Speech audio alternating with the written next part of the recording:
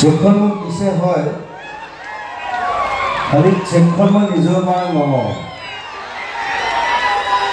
মই ইনে সঞ্জয় দাক ফোন কৰি কৈছোঁ যে আমাৰ যিটো কলাগুৰু আৰ্টিষ্ট ফাউণ্ডেশ্যন আছে য'ৰ পৰা আমি